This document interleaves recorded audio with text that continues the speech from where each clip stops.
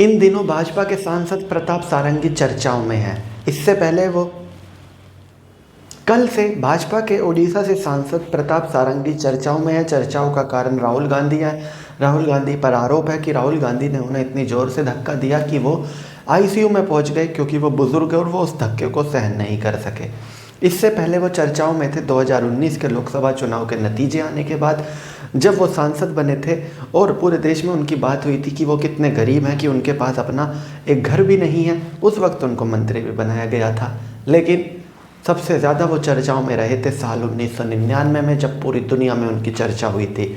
दरअसल में साल 1999 में वो बजरंग दल उड़ीसा के अध्यक्ष थे। तो उसी वक्त जनवरी 1999 में उड़ीसा में एक ऐसी घटना घटी थी जिसने पूरी दुनिया में भारत की किरकिरी करवाई थी।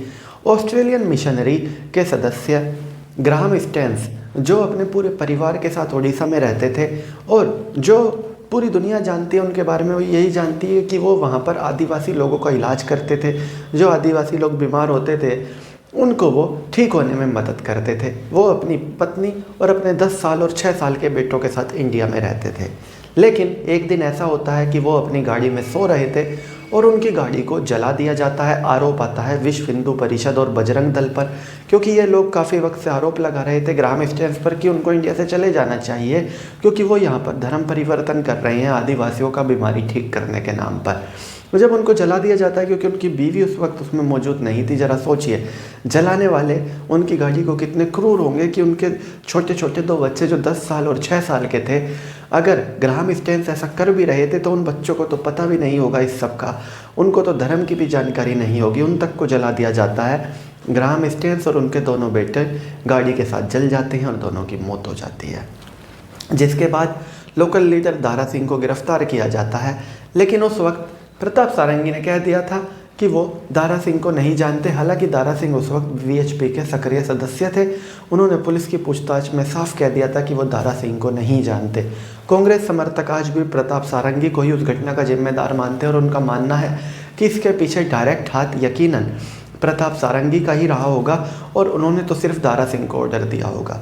जिसके बाद जो जाँच हुई थी उसके में ये सामने आया था, तमाम एजेंसियों ने जाँच की थी कि वो चर्च में लोगों को बुला रहे थे, जो उनका एक छोटा सा चर्च थे जो भी आसपास, वो लोगों को लेकर तो जाते थे लेकिन धर्म परिवर्तन के कोई भी साक्ष्य मौजूद नहीं है। और जो ट्राइबल जिनके साथ वो काम करते थे, जिनके लिए वो काम करते थे, उन्होंने भी इन आरोपों को निराधार बताया और कहा कि वो बहुत अच्छे इंसान थे और वो उन लोगों का ख्याल रखते थे।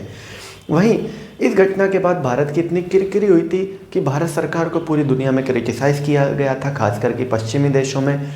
जो क्रिश्चियंस के सबसे बड़े पोप हैं उनको भारत आना पड़ा था और वो भारत की यात्रा पर आए थे। लेकिन इन बातों को 25 साल हो चुके हैं और 25 साल बाद एक बार फिर से प्रताप सारंगी इतनी ज़्यादा चर्चाओं में आए हैं। लेकिन तब कारण कुछ और था, अब कारण ये है कि इस वक्त वो विक्टिम है। वो विक्टिम है राहुल गांधी के धक्के के, जिसकी वजह से वो हॉस्पिटल में एडमिट है। तो चलिए दोस्तों, मैं राहुल दहिया, फिलहाल इस वीडियो के लिए इतना ही। आगे भी इसी तरह की वीडियोज़ के लिए बने रहिए मेरे साथ। धन्यवाद।